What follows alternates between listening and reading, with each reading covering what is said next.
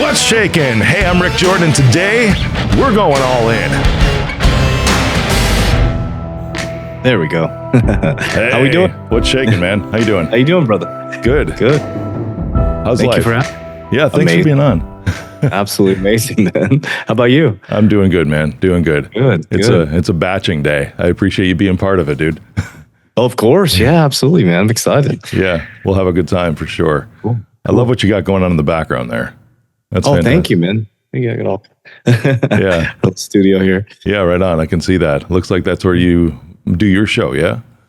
Yeah, I have a YouTube channel and Yeah. I try to get here. I usually work from home. I travel a lot. So either home, I'm trying to get in here more often and do my videos here because it's so professional, but Yeah. I usually do it from my iPhone or my home, dude. To be honest with you. I'm always all over the place. Man. I think one of my favorites was I was at the JW Marriott in Orlando, and I was at I went like down this escalator to this part to where it's like where the staff comes into the service elevators, because it was the quietest area except for when they would come in. So I was like hitting mute. I think I was doing it on Zoom. I was like hitting mute every time the door would slam when somebody would come in. Oh, so I was trying to time the questions right so I could mute it before someone else. Yeah. It was hilarious, but that's what we do, right?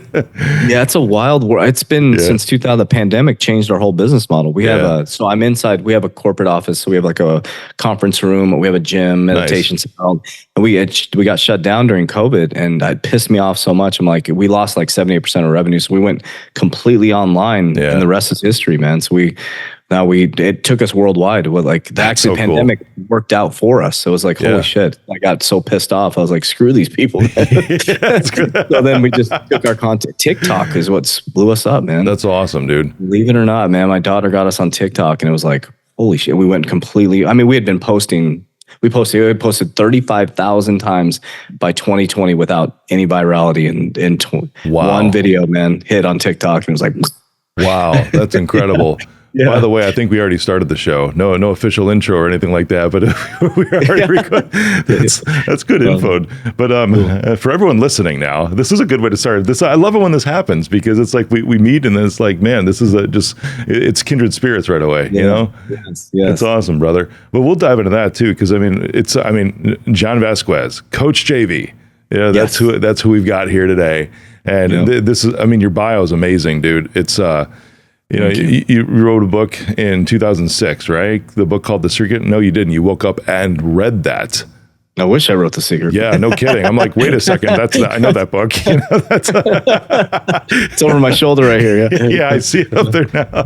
That's awesome. Yeah, but after an attempted suicide, dude, what led up to that? Yeah, it was interesting. Yeah, it goes pretty deep. It started, as I realized through the awakening afterwards what caused it, right? I was kind of just obliviously going through life, and it was just trauma as a child, right? I never really had the healed trauma, and then my whole young adult life after I went out of the military, I was just seeking edification from the world. I just didn't know how to operate in the world. I really didn't have a lot of masculine guidance within my life. My dad was in my life, but wasn't. I mean, he was worked nonstop, constantly. He provided as a father, but provided for the family, but wasn't truly there to teach me how to be a man. And so I was always looking for that edification from a male figure. Some stuff happened to me that shouldn't happen to a child at a very young age. And I just really embodied that. And so when I left the military, I ended up getting into bodybuilding. And so I remember the first time, man, I stepped on stage as a bodybuilder. I was a chubby kid growing up, didn't get the girls, wasn't a good athlete. And I stepped on stage, and I probably shouldn't have done that bodybuilding show, but I had transformed my body. I had abs for the first time. And, I was that guy that was kind of the courtesy clap on stage, but I the people cheering for me was like, I was addicted right away, man. Yeah. I was like, oh my God. And then I got really into bodybuilding. And so it became my whole obsession got out of the military in 2000, right before 9/11, 2001.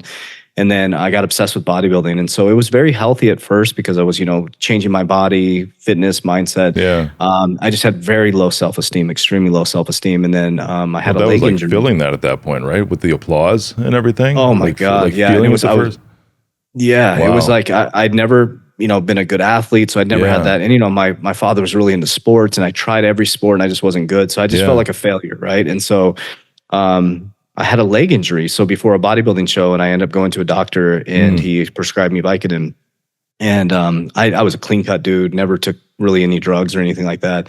And I remember taking the first pill, man, for my leg injury because I wanted to train through it. And Yeah. I remember exactly the underpass I drove under, the feeling like I got this overwhelming like euphoria feeling in my body. And I was like, oh my God. And I had this confidence that I've never felt before. Wow. It's not a good thing. So, Yeah. And then, I'm at a grocery store and I kind of start talking to people and I was like, wow. And so the injury still hurt, but the next day I'm like, well, I'll take it again for my training. And then, I started taking just, clean cut dude, like a lot of opiate addict stories. I started taking 2 pills, then 3 pills. Then I needed it to function. Then it was 5 pills, 6 pills, 7 pills, 20 pills. Yeah. And back then that was an epidemic. I mean, they were giving it out like candy. It was 2000.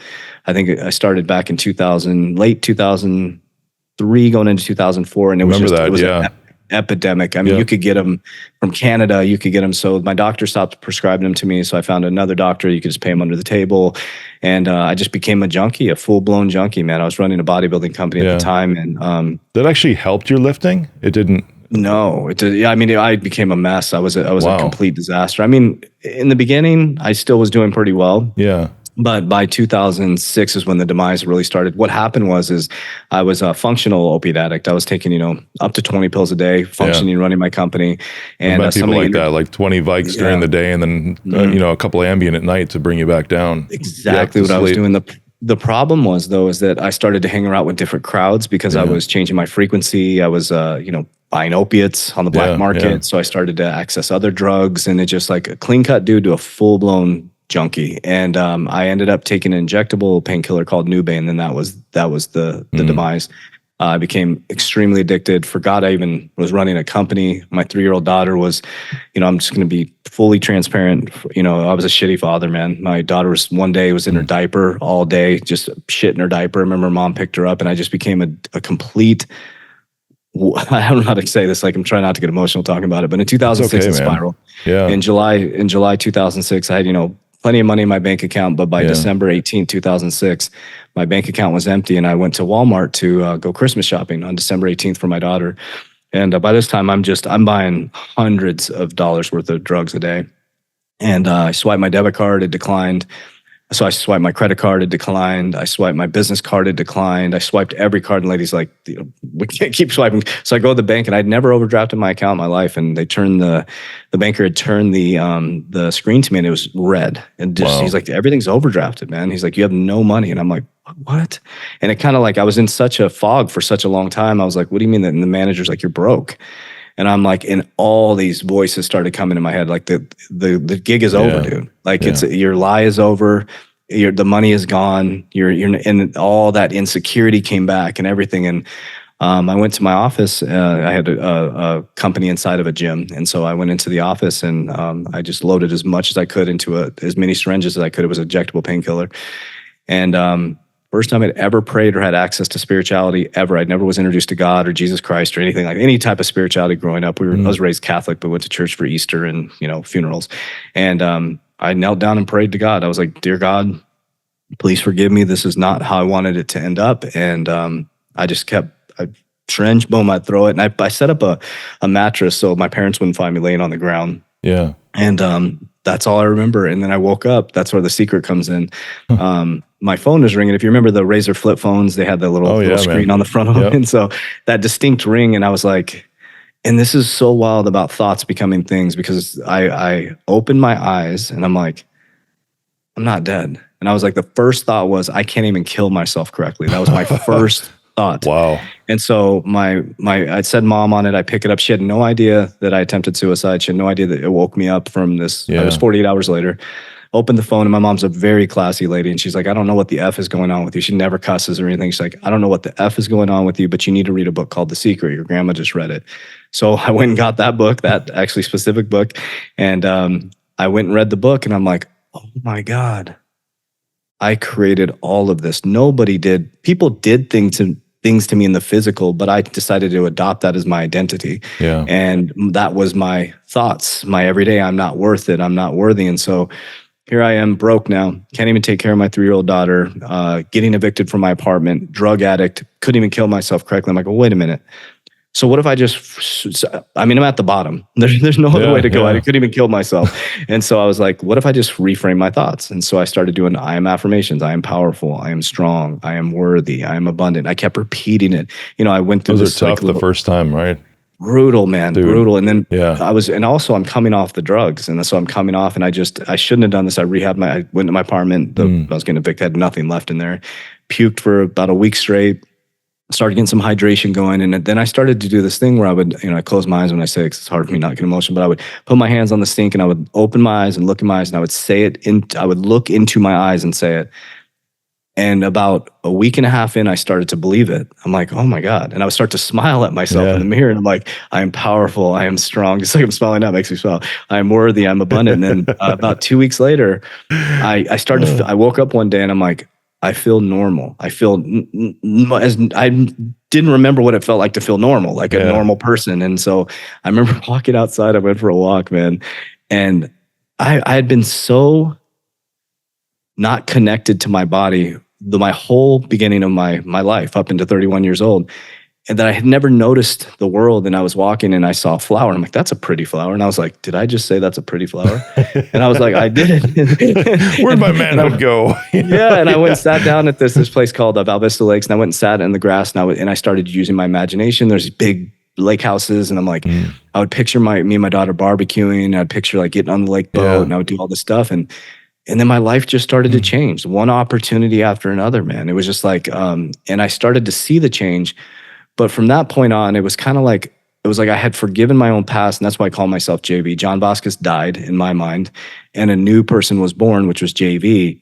When JV only had the ability to live present and build forward, right? And I realized that actually all the things I was worried about, everybody was worried about themselves.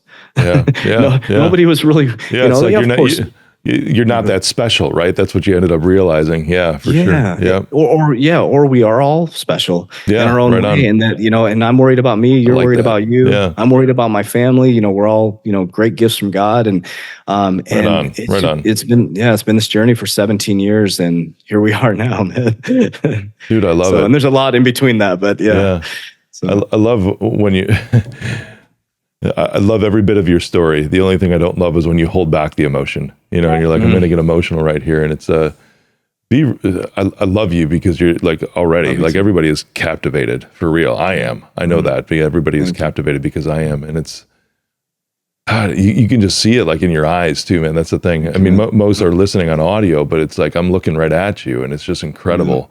Especially when you talked about your daughter, dude, when she was 3.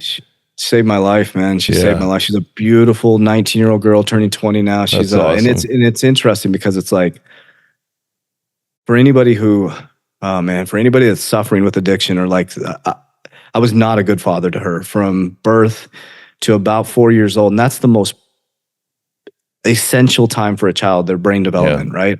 And I put her through hell. She was in crack houses with me buying drugs. Like she was shit in her diaper, like the worst father you could ever be, right? Her mom was involved too, but when I had her, I was just a derelict, right? All I cared about was drugs. I didn't care about taking care of her. And what I want to tell people, if anybody's struggling with that, it's like me and my daughter have the most phenomenal relationship now. And it was, they did a little, it never came out, but they were filming a little documentary about us. And it was neat to actually, and I think why it happened, I don't know if the guy just was lying or what, it didn't come out, but why it happened is because they interviewed my daughter. And I've always held like a ton of guilt for putting her through that. And it's like when they interviewed her, she actually asked me to step out of the room because they wanted her to be as completely honest as possible. And, I sat outside, it actually was next door in my office and I was listening and I'm like, oh my God. And like, she goes, I don't remember much about that, but I do remember he was my hero. I was like, oh my God. Like I felt so much guilt for that. And she said, what I love about it is I've seen what he's gone through. And then we lost everything again in 2020, which is the Cinderella story. I mean, I had a Cinderella story that we lost everything because of the pandemic. And she goes, I've seen what my dad does when the times are tough. And that's what made me who I am today. And I'm like, God. Holy shit. And I was like, and it just changed the way that I saw. And now I have a son and this is not ironic. This is divine. My son was born. I committed suicide on December 18th, 2006. I had a son on December 18th, 2015. And so we named him John Vasquez. And it was like, he was supposed to be born on December 25th. And I really believe that God gave me another opportunity, not only to be it's not, my father didn't do anything wrong. He's a great human being. He did what he knew what to do best. He provided.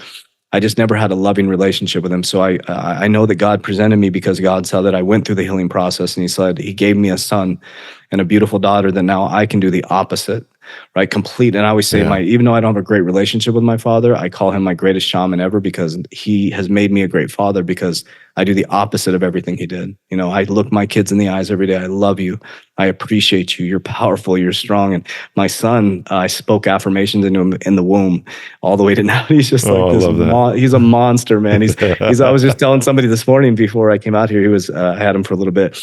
And I play like Indian flute music, just like positive music all the time in my house. I walk into his room, man. He's sitting there meditating. I'm like, you can't make this shit up, dude. I'm like, and I was like, so anybody that out there is maybe suffering with addiction, and you feel your kids see you as a superhero. They really, really do. And it's like, and no matter how bad it got, she saw the victory that I created through it, right? And it's like, and she's just such an awesome young woman now. And so, anybody who feels guilty and stuff like that, and I still feel guilt. I still do. It's part of, the growth process. But yeah, I don't know if that's ever completely squashable, brother.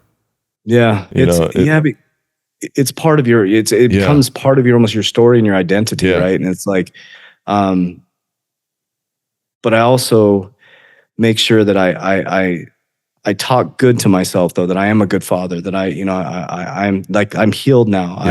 I'm here for her now. And so when those thoughts come in, I use the affirmations to make sure that I reframe myself, because what we're doing is, we have free will to think, to walk, to talk, to act.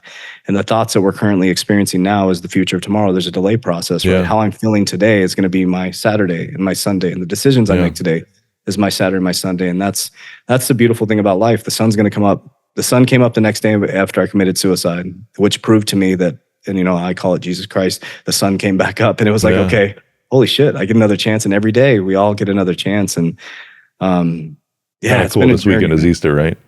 Yeah, it's powerful, man. It is, yeah.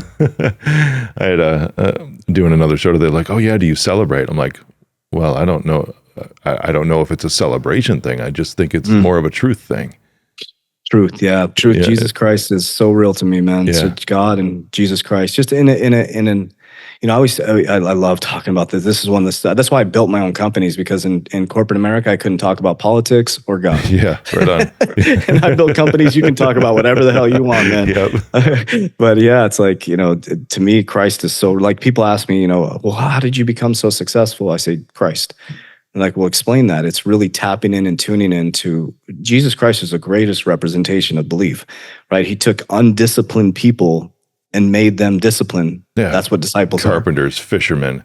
Yeah. Took us. Exactly. Yeah. Me, a broken ass dude that, was a junkie, horrible father, and showed him the way and the light. And it's not that complicated. There's not all these hoops you have to jump through. It's like, you hold them in your heart and you're kind to people, and, be grateful for what you have, and try to love people the best you can. And, try to see goodness in other people. Right. And so that's been one of my biggest changes too, is like over the past 7 years, specifically in the last 4, is really going through that spiritual walk with Christ and God, and, and really finding a love for humanity. And that's why I think I was saved for all this, because it's like I have such a deep love for humanity that it's an amazing thing. Like I know we're all going through a lot right now in our world, in our country, and it's like, there's all these things happening that are just so dark. But what I've learned is the darker it gets, the more we can transmute that light into greatness. I love that.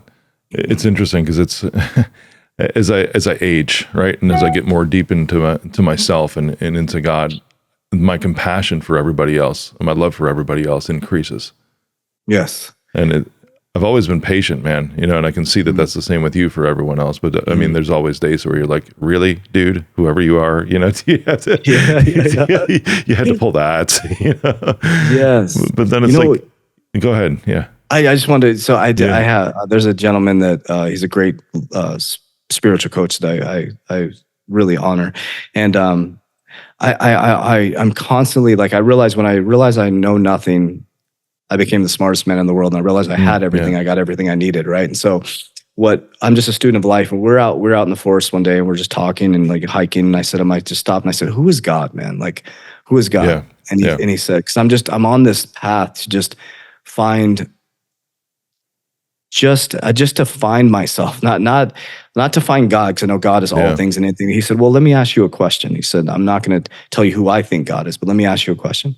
He said, do you believe God and Jesus Christ are perfect? And I said, yes. I said, 100%. He said, so how does God, and he said it, because God, people say Father often because it's masculine, right? Father, the creator, Father, the Son of, and then the earth is Mother, Gaia, the two become one. And so he said, how does the Father God know that he or it is perfect? And I'm like, that's a great question. He's like, through you. He's like, he comes here through you to experience imperfection, to remember how perfect he actually is.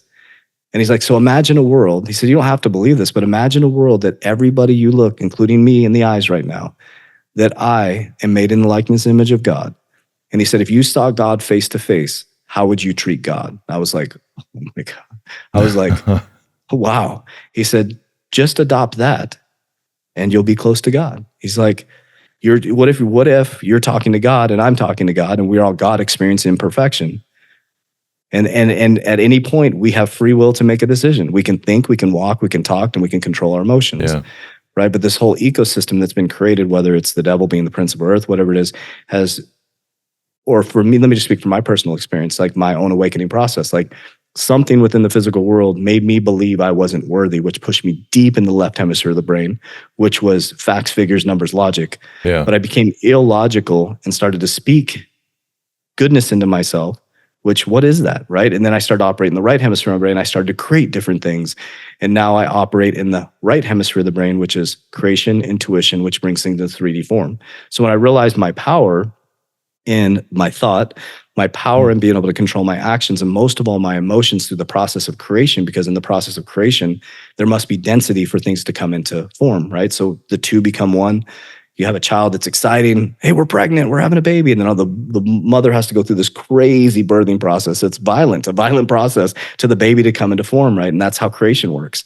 So when we decide, we think of something, it's exciting. We go to build a business. We get the business plan. We get the money. It's fun. Then you start actually building the business. Yeah, and then all the density kicks in, right? And then it becomes dense. It becomes imperfect. And then all of a sudden you have your first sale. Yeah. Yeah. And it's just, I learned that this process is happening at a micro level in all of us and the macro level in the world. And if we all realize that we are actually the cause and effect of all this, then there would be peace and prosperity. But that's not what the design is. It's for each person to figure out who they are within this experience, you know? Yeah, for sure. You mentioned something a little while back, and I love this because I'm not talking much for real. It's awesome. No, don't be sorry. Like I'm saying, literally, I love this because I'm just soaking everything in that you're saying. That when you said that, once you realized you had everything you needed, you know, then you got everything that came after that. I don't remember exactly how you said that. You said it a lot more eloquently than I did. It was, I started to think of the concept because there's often, as long as we're on God and spirituality, there's often a concept of, you know, pray for what you want. You know, God will provide, God will provide, God will provide. And my thought process has already been, he already did. Yes. You know, it's like you've got all of these things in front of you, you know, and he's just waiting for you to be like, oh, there it is, you know, and to actually do something with that. You know, it's almost like one person once described it to me, used the illustration of like checkers. You know, it's kind of like it is literally that, to where it's like you cannot skip moves. You know, when God moves and gives you something, it's like now it's up to you to move. Now it's up to you to do something with what he laid out in front of you, because it's like, you know, you see these things, it's like, what are you talking about? You know, there's somebody like on an island, you know, or drowning or something like that. And it's, I've seen this illustration a lot of times before. And it's like, you know, the boat goes by, hey, you know, come on, we'll save you. It's like, no, thanks. I'm waiting for God to save me. You know, and then a plane comes by and it's like, no, thanks. I'm waiting for God to save me. You know, and then, you know, something else, it's like an animal or something like that comes by, like hop on my back or whatever, you know, a whale, you know, no thanks. I'm waiting for God to save me. And then he dies, he drowns. And then up in heaven, it's like, God, why didn't you send me? He's like, what are you talking about? I sent you a boat. I sent you a plane. I sent you a freaking whale. Everything that you needed was right there in front of you. And I truly believe that it's I think there's a minimization of God that exists in our culture. 100%. It's like 100%. Isn't he big enough to where he literally just gave you everything you need already? Sure, you can build skill sets over time or whatever, but it's like he imparted that into you literally when you were born. Yes. Yeah. If you can, this is truth. If you can think it, it can be created. Yeah. That's a fact. God is everything. God is no thing. God is all things. God has always been. There is no, like, God is the beginning of creation is a thought. It's a thought. I love this conversation, man. So I love going back to Jesus, and because I'm obsessed with Jesus's life and studying every angle, for example, this is one thing that I share with people a lot. And because I love to learn. And I said to somebody one time, a Christian was pushing back on how I talk about Jesus and consciousness. And I said, well, let me ask you a question. I said, where was Jesus at for 18 years? And he was like, I don't know. And I'm like, I said, my friend, I said, if you're my friend, I said, if you disappeared, I said, well, we're acquaintances. I mean, you're pushing back on my belief system. I said, if you disappeared for 18 years, I know who you are, and you came back on a donkey. You're the king of the world. Like, everybody's calling you Messiah, blah, blah, blah. And you came back on a donkey with Birkenstocks and a sheet around you. I'd be like, where the hell have you been? Yeah, for real. But every Christian I talk to, or people, they never ask where Jesus. There's only one verse, and it's in the Old Testament, that says he grew in relationship with man and God. Mm-hmm. If you were gone for 18 years, I would ask you, now he comes back on a donkey. Why did he come back on a donkey? He was humbled. Donkeys represent humility. So he comes back on, if you're the king of the world, you'd be on a stallion, right? Yeah, you got a cool so then he goes to all these, there's all these Pharisees, and they're wearing these amazing suits. They got these big churches and stuff. And he says, sit in the back in the church, so you buy to the front. So he goes and finds people like me, a drug addict. And he's like, hey, listen, I know that shit happened to you as a kid. I know you don't believe in yourself. He's like, but I'm here to tell you that I am in you. Like, you're made in my likeness and image. You can do this. You have to believe in yourself. But unless you believe in yourself, I cannot pray for you. And he starts to empower these people, and he started to teach them the secret. They're like, I am powerful, I am strong, I am worthy. And then he walks up to a guy in a mat who's waiting for a fountain, who's waiting for Trump to come back, waiting for Jesus to come out of the sky. If you get to that fountain, well, he's paralyzed. Everybody's jumping over him. And he looks at the guy in the eyes, and they're all like, Jesus, he's like, whatever. He looks in the guy's eyes and said, do you want to be saved? And the guy says, yes. He says, pick up your mat and walk. And then he tells another guy, he's like, hey, listen, the guy's blind. And he's like, well, this guy's not going to believe me that I could get him to heal himself. So I'm going to have him put mud on his eyes. If I can get him to believe that this mud has some type of magical powers, now he believes that something, maybe it's, what's it called? Sublingual? Yeah. Like, he's sublingual. He's like, puts the mud on there. He's like, this is magic mud. And he's like, well, as long as you believe it's something, right? It's like, and so I started, and then he gets on this Sermon on the Mount. Sorry if I say it incorrectly, Sermon on the Mount. And he inverts everything. He's like, slap me on one cheek. It used to be eye for an eye. He's like, slap me on one cheek. I'll let you slap me on the other. You sue me for my shirt, I'm going to give you my jacket. Yeah. You tell me to walk a mile, I'm going to walk 2. And so how I interpreted that was, there's a lot of physicality happening within the world. And there's a lot of people telling you how to believe in God and how to do this. And you got to jump through hoops and you got to do all this stuff.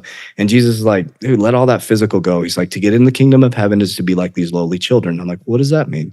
The reason why he taught children first is because they had no conscious mind. Right so on. When we get to thinking stinking, when we start thinking stinking at 8 years old and we get a conscious mind, we from 8 to 80, we mess it all up. And you said it. We forget that we already can do it. And so we're praying, God, please help me. God, please help me. I need a job. He's like, McDonald's is hiring, man. Yeah, right on. For sure. Go get a job. Dude, I did that. So, I did stand up on Broadway a couple of years ago. And that was a joke in my bit that I did. For real, yeah. I was like, I used to get these things because I'm an ordained pastor, right? Help plant 3 churches, right? Well, that's awesome. And I was like, now I do this. It's fun. And that's amazing. Oh my God. But I was up there and I was like, I used to get all these people. It's like, pastor, pray for me. I just got laid off. I really need a job. And it's like, man, it's like, well, what in the world? It's like you just got the offer over there. I'm like, hurry up Taco Bell won't be hiring forever. You know, it's like Yes. yeah. Or they are laid off and like, I got this offer, but I just don't think that's what God wants for me. You know, and it's like, oh my gosh, but then it's in a scenario like you're describing yourself. It's like you've got, you literally go from like something to absolutely nothing, like no income coming in whatsoever. And then it's like, well, if it's right there, you said McDonald's, but it's like, hurry up, Taco Bell is going to hire somebody else. Yes. And so like what happened for me is like in 2020, like, so I leave corporate America and I committed suicide. I'd read The Secret, end up getting a banking job. It was great, like most unlikely job ever. I have severe dyslexia. I found that out in the military. It was crazy. I thought, in school, everything that could have gone wrong in school, like everything as a child, it was just like, but I'm grateful because it made me who I am today. I didn't even know I had dyslexia all through school. They were putting me in this, different classes and stuff because of it. They never tested me for dyslexia. So I'm in the military and I'm going through all these classes. I keep failing tests. And the guy's like, let me verbally test you. And I aced it. He's like, I think you have dyslexia, man. So they tested me. I find out in the military I have dyslexia. And so I'm like, so I have dyslexia, like I'm a failed bodybuilder, failed business owner, drug addict.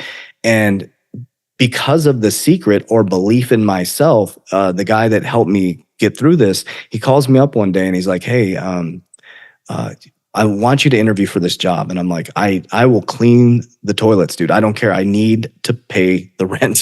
So he's like, he said, it's a banker job. And I'm like, a banker job? I'm like, I don't care, dude. So I went and got a suit. I think I still have the suit in a box in my garage.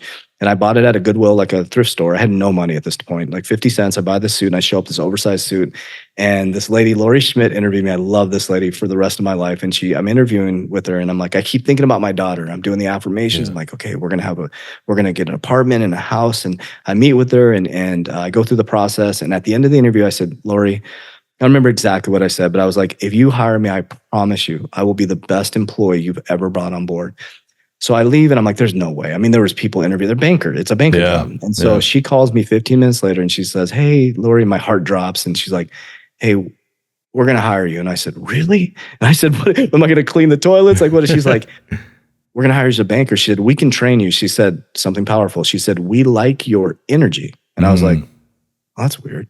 And I was like, okay. So then I go in there. I did very well as a banker, ended up getting my own bank branch. And then I moved up to executive really fast to VP. And when I got hired for the next two positions, I wasn't the most qualified education wise, but both of them said, we like your energy. Yeah. And I'm like, what the hell is this energy thing? And so I go through this whole, I move up in the bank and then that energy thing started to change. People said, your energy, like you feel off, because now I was doing something and I have another addiction now, is edification is back. Now I'm a banker, the 535i BMW, keeping up with the Joneses, the VPs have BMW, so I need to get a BMW. And it was just like, so now I have this new addiction of keeping up with everybody, right? Because now that's a Cinderella story. Went to school, I got a job, got a 401k. And I'm like, this is life, man. So I go through recovery, do The Secret, and now I'm miserable in my banking job. Absolutely. My daughter actually talked about that. Wow. She was like, my dad was, we had a lot of money. We were doing very well. We're going on trips. My dad was always stressed out, always focused on like, when was our vacation going to be over? And I followed my gut feeling. I walked out of corporate America in 2017. I just walked out. And that's when life really changed for me. That's what the conversation we just had. I went from praying for stuff and thanking God for the things that were already created. And it changed my life.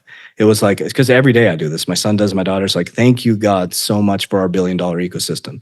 And I'm very, very, very intentional on what I mean by $1 billion ecosystem. Schooling systems, resources, programs for single moms, all these different things. And God is providing that stuff. I mean, we're not to $1 billion, we're multi-million-dollar ecosystem now we're building. But what I encourage people is to get out of that lack of thinking that it's something, it's inside of you. It's a connection to the field and frequency. All possibilities exist. If you really believe in God, then all possibilities exist.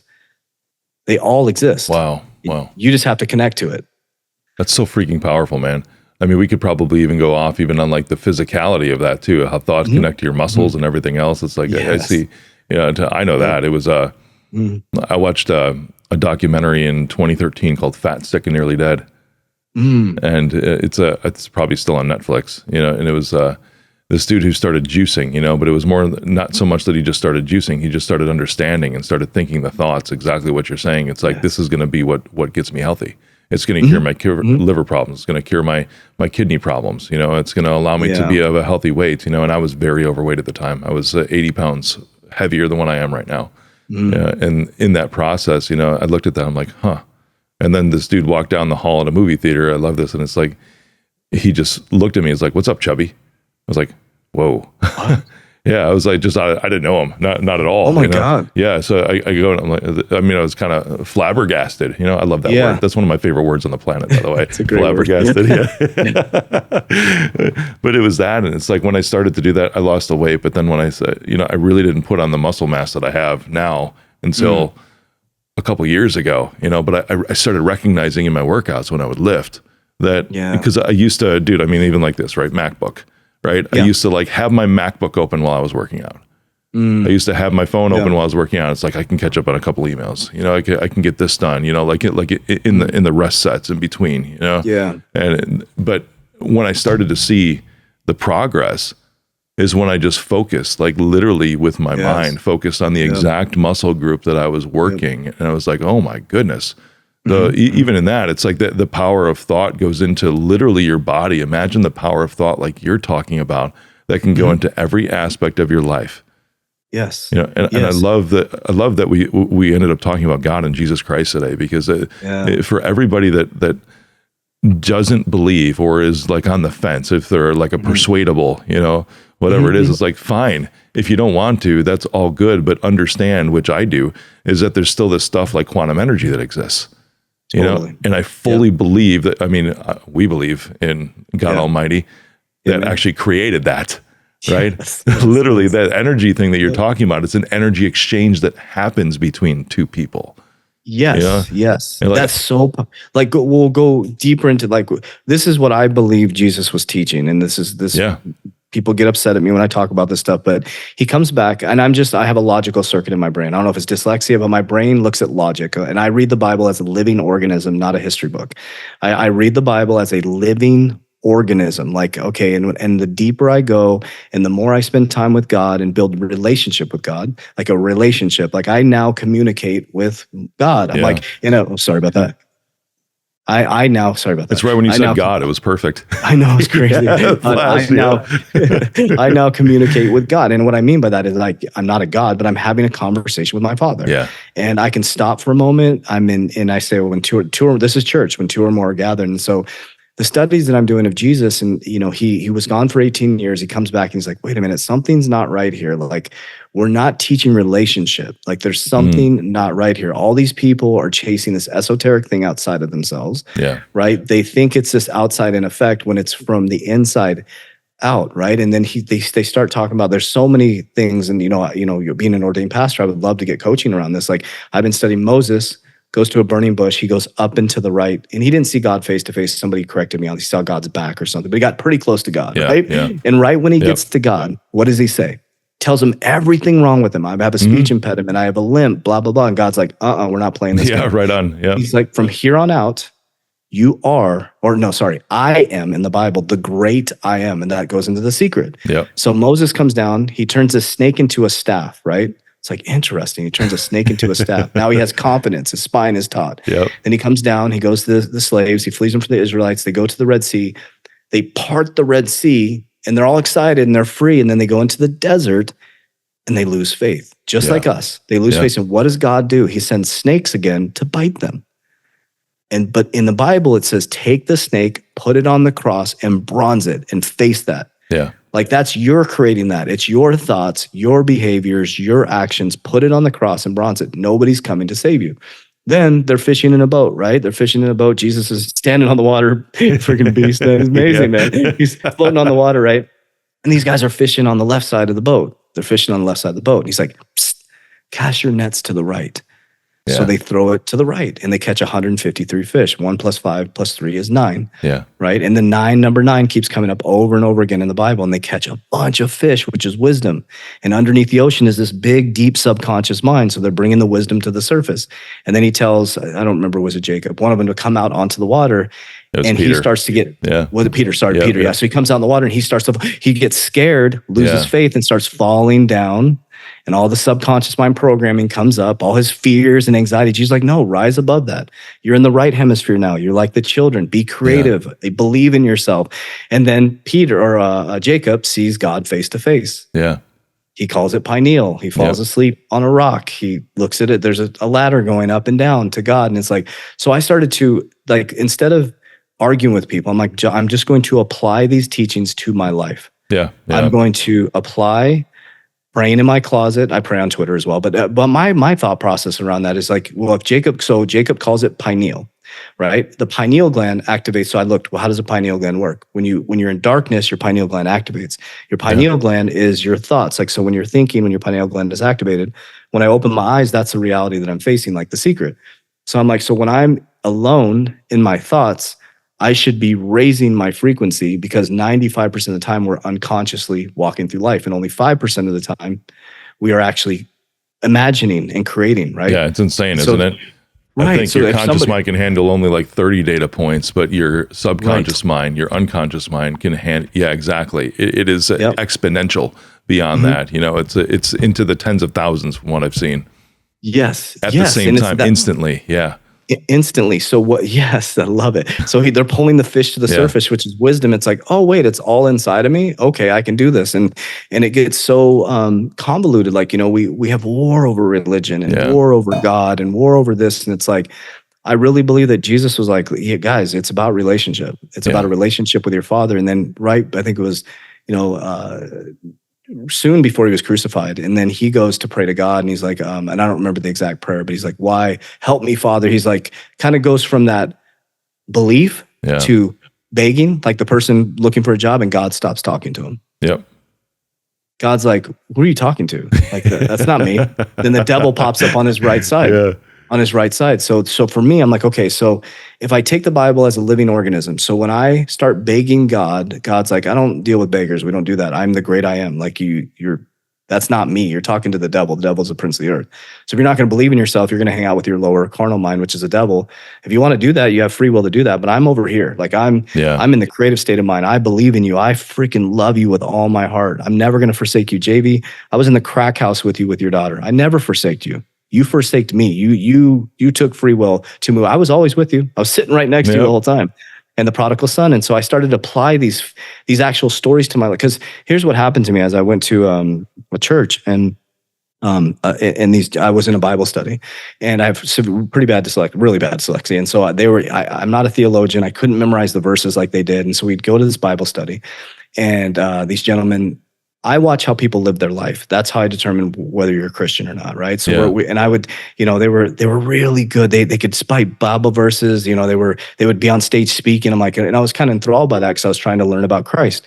And we were going to this, you know, breakfast thing, and we do our Bible study. And they'd be like, "Did you memorize?" I'm like, guys, I understand what we're talking about, but I want to ask you guys a question. I said, you guys can know the Bible verses, but I see you on Facebook. I see you playing poker with your buddies. You're not paying attention to your wives or spouses. You don't seem to be connected with your kids. I said, isn't that what Christianity, isn't that what being a Christian is? Shouldn't we be doing good works? And they got so pissed at me. And I said, I keep it real, man. Yeah. And so that pissed me off. And so they got upset at me. So I went on my own mission. I'm like, I'm going to go read this book as if it's a living organism. And no matter how long it takes me to read it, no matter how many people I need to talk to, and I just started learning from different people. And then somebody comes to me and says, hey, your belief system is wrong, especially when I talk like that about the right hemisphere of the brain. They say, your belief system is wrong. I said, why do you believe what you believe? That's my question back. Yeah. And they'll say to me, well, my pastor told me that. So why do you believe it though? Yeah. Have you applied this to your life? How is Christ working in your life?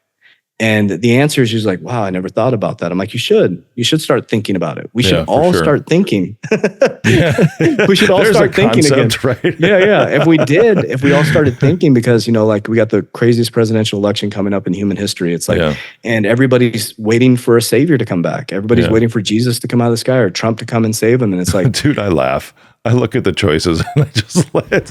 Well, like, it's like, yeah. It's comical in some ways, It's like a historical pattern that keeps repeating itself. It is. Absolutely it is. Yeah. It's like Jesus's timeline. It's like looking at the Pharisees and it's just like, what? Come on, get out of your egos, guys. Like, let's just go build together. Let's expand consciousness together. And that's what's beautiful about this timeline. And what I believe is like, this is a beautiful timeline. It's almost like a Christ consciousness timeline. I believe that Christ is awakening in people right now. And I said this, and I would love to hear your thoughts on this. Is somebody asked me, how can you believe in Jesus so much? I said, this is the way I think about it. If I went to every adult in the world and I asked them, have you ever heard of Jesus? Have you ever heard of Jesus? They'd probably say yes. Yeah. Would you agree? Yeah, for the most part. So absolutely. If every single adult says yes, why? He's the biggest influencer in the world. So wouldn't that mean he's in us if everybody knows who he is? Yeah.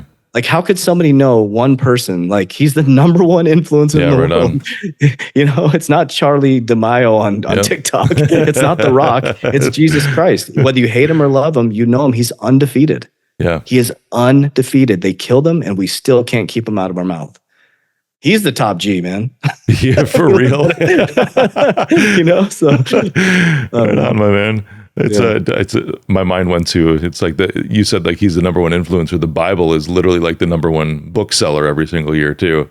I don't know why Trump thinks he has to help that along with his $59 USA Bible, but it's it's so interesting. It's just, and what I realized too is I had a really funny moment with my coach, and it was like, sometimes I get caught in these rabbit holes. I study a lot, and I was like, somebody asked me if the earth was flat. And so I started looking at flat earth stuff, and it's convincing, blah, blah, blah. And I went to him, and I just love my coach. And he was like, I go, hey man, what do you think? He's really smart. And I said, is the earth flat, dude? And he goes, okay, JB, the earth is flat. Cool. He goes, what are you going to do tomorrow? He goes, the earth is square now. What are your activities and behaviors you're going to do? He goes, who cares if it's square? Who cares if it's purple? Who cares if it's green? He goes, what are you going to do when you wake up? How are you going to treat your kids? If it's flat, what does it do for you? Nothing. He's like, what? Like, everybody's spending so much energy. He goes, I cannot entertain that thought, because I'd be the guy that'd be like, I'm going to go find one of the corners. I want to see what the corner looks like. Yes. But the whole point of it's like everybody's waiting for something when it's all inside of you. And it's, what I believe is it's all hidden in plain sight, waiting for you to find it and make the path to light difficult so the weak and weary will not follow. And God is not weak. God is not weary. God is disciplined. That's what disciples are. And so I was like, the more disciplined I become in my spiritual life, my financial life, my mental life, the more I know Christ. And I believe that's what being a disciple is. At least we'll figure that out along the way, I think. Sure. Yeah, sure. Exactly. Dude, I've had such an amazing time just soaking everything in today that you've said. I appreciate who you are. Thank you. I'd love to meet your daughter someday too. I'd love for my daughter to meet your daughter. She's amazing, man. She's amazing. Yeah, that's awesome. My twins are 16, boy and girl. Wow. Yeah, so close-ish, right? Yeah. But it's man, I commend you. I do, and I know you don't need it. I get that, but at the same time, I want to tell you that I see you. I see the guilt that you still carry. Mm-hmm. I see the ability that you've had to rise above all of that, because you've recognized that you've literally had everything the whole time. Mm-hmm. And I love that you're in this world, because you're able to help every single one of those 2 million subscribers see the same thing. And it's like, even stuff like this, you have seriously enriched my life today. Thank you, man. On this Good Friday. And it's like, the pleasure seriously is all mine. And I don't know how we got connected and how I ended up getting you booked, because that's my team and everybody else. But dude, you're amazing, and I appreciate you. Thank you. Love you, brother. Keep shining. Keep shining. Keep showing people that energy vibe too, because you can feel it. That was the one thing I was going to say earlier. It's like, for people that don't believe in God, but when we were talking about quantum energy, it's like, have you ever had somebody just like walk up to you and all of a sudden you just feel off? Yeah, all the time. Without speaking any kind of words whatsoever. It's like, all they have to do is enter your space, within about 6 feet of you, and you can just feel it. Likewise, just like you and Linda, I think you said her name was, right? the interviewer. Lori Schmidt. Lori Schmidt. That's it. Yeah, same scenario. It's like you walk into that and they're like, man, there's something you said here. Something powerful. Like, how many feet apart did they have us during the pandemic? Yeah, 6 feet. Yep. We didn't want us in each other's auric field, man. Yeah, right on. We couldn't connect with each other, man. We couldn't connect. That was horrible. I don't believe in Zoom dates as a first date. Weird stuff, man. For sure, man. The great thing about it is, look, we're, connected. Things like this, it took us. Yeah. I mean, it was a pandemic, ended up becoming the greatest thing that ever happened to our community. It was like, I've met the coolest people since then. That's awesome. Thank you, brother. Thank you for everything. Where can everyone find you? Simply Coach JV, like junior varsity, Coach JV, or the 3TWarriorAcademy.com. Everything will come up. 3T as in Tom, WarriorAcademy.com. Nice, brother. I'm going to go on there too. I need to. I want to level things up. I'm doing pretty good with fitness, but I want to level things up. I see your arms, dude. Awesome, man. Thanks, brother, for coming on. You're awesome. Awesome. Thank you. Love you, man.